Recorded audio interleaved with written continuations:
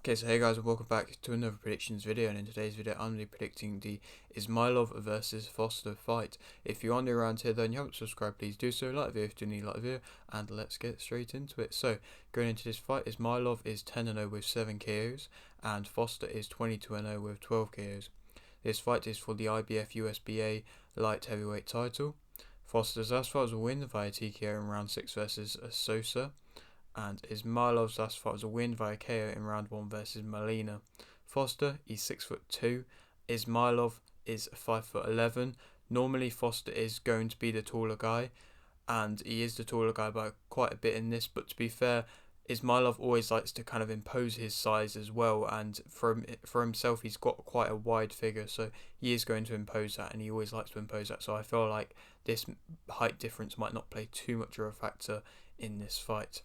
This is in Foster's home country of America. I mean, Izmailov's currently living out there already at the moment, so like I said, I don't think that's also going to play much of a factor, to be honest. But also on this card is Van Sicklen versus Carrillo.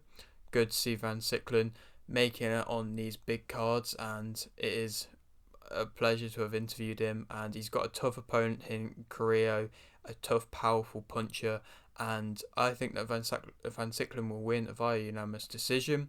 He's got the movement, he's got the natural athleticism, which I don't think Carrillo has, and I think he should be. I mean, he won his last fight in my opinion, and I think he's going to win this one in similar kind of fashion and just be too dominant and just be outwork Carrillo and just have to dodge the occasional big blow or big bomb that gets thrown.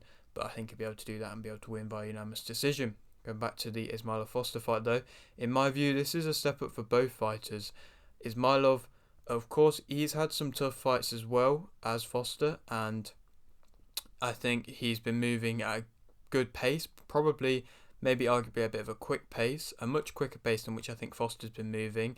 22-0, and I don't think he's been tested really at all, to be honest. I think he's been fighting worse opponents than what, in my opinion, Izmailov's been fighting.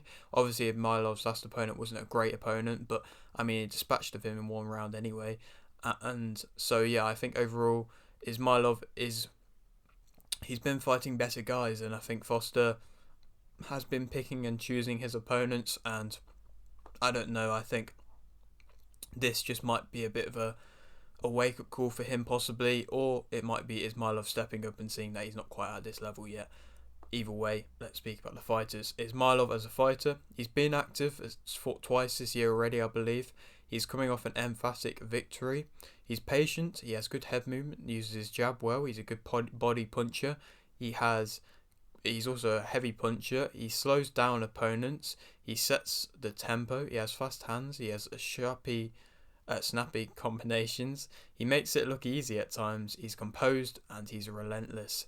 Overall, I like his patience. His patience is something which is very interesting, and the fact that I think even though he's like quite a big guy, he kind of has deceptively fast hands, and that makes it tough for people to judge that, and uses them snappy combinations. And when they're landing with power as well, it makes it difficult. When I say slows down opponents, I mean they're less likely to commit because they are afraid of maybe what's going to come back at them, or maybe too scared to be moving around too much because they're afraid they're going to get caught with something. And I think that's just what I've seen him do in his fights, and it's interesting. And the fact that he is patient means that he is always going to have them shots set up for him and will always capitalise on any mistakes. His kind of negatives, I suppose, of course, he's a smaller fight. He's not going to have as big of a reach. He's not been overly tested yet. Like I said, neither's Foster, to be honest. He is less experienced. So this is going to be the question on if he can do it at this level, or if he's just doing it against fighters which are the lesser fighters. Sometimes a slow starter. He's not as a good technical boxer as what I think that Foster is. I think Foster's fundamentals as a technical boxer is that higher than what Izmailov's is, but overall, I would say that it's not bad. They're not bad, but I just think that, like I said, Foster's I think is better. But let's speak about Foster. Like I said, solid fundamentals, likes to be in control, has a long reach, can kind of fight at any range when he wants to. When he's controlling the tempo, he will fight at any range. He's got good shot selection, and he can also control the tempo as well. So when Izmailov is wanting to slow things down and set his own tempo, Foster, I'm sure, will probably be wanting to do the same. So that might counteract each other and be interesting to see who can outset the tempo. I don't even know if that's the right way of putting it, but either way, that's what I think might be the case. It'd be interesting to see if he can keep Izmailov possibly at a range, and I think that might be his best success if he can keep him at a range and use the long reach. And because otherwise, I think if Izmailov is pushing the pressure and pushing the tempo and being able to maybe turn it up when he wants to, then and get in close when he wants to, and I think it might be a bit difficult. But I also think with Izmailov's head movement, keeping it at a long range might also be difficult as well at times. But like I said, I think he is a better boxer, and so if he can outbox him, then that might be also where he finds success. He's not a devastating puncher. He can struggle on the back foot.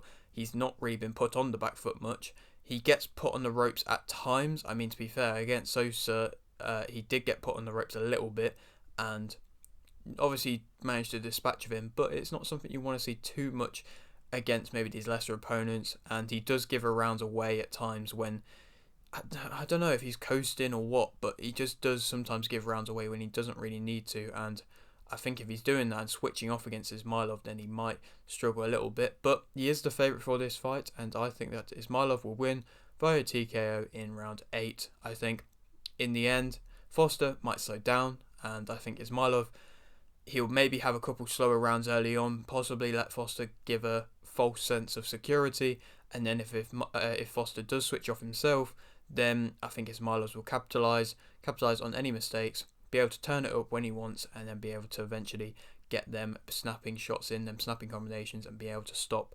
Foster. And then there's a couple of fights I wasn't really too sure who's to put as to possible opponents. I put Stepien as an option. He's not really with anybody at the moment, because I think Izmailov, I think he isn't really with any kind of big promotional company. So I think realistically he could fight most fighters. So I put Stepien as a possible option, Zerda Ramirez as a possible option. I know that's a big step down for him in opponents, but he doesn't always fight the kind of top caliber of fighters, and I think maybe he is a little bit, now he's fought Bivol and he's lost, maybe he doesn't really want to fight too much at that high level anymore. But maybe be a bit more of a person that's like a gatekeeper to an extent. I don't know. Maybe I'm just putting up false assumptions. Or Dirrell. I don't really know what weight Dirrell's going to be campaigning at the moment. But either way, if he's coming to be in light heavyweight, I know he's ranked still in light heavyweight, then that also could be a possible fight for him as well. But yeah, that is it for today's video. Hope you did enjoy. Like the video if you did, like this, subscribe if you're new, and thanks for watching.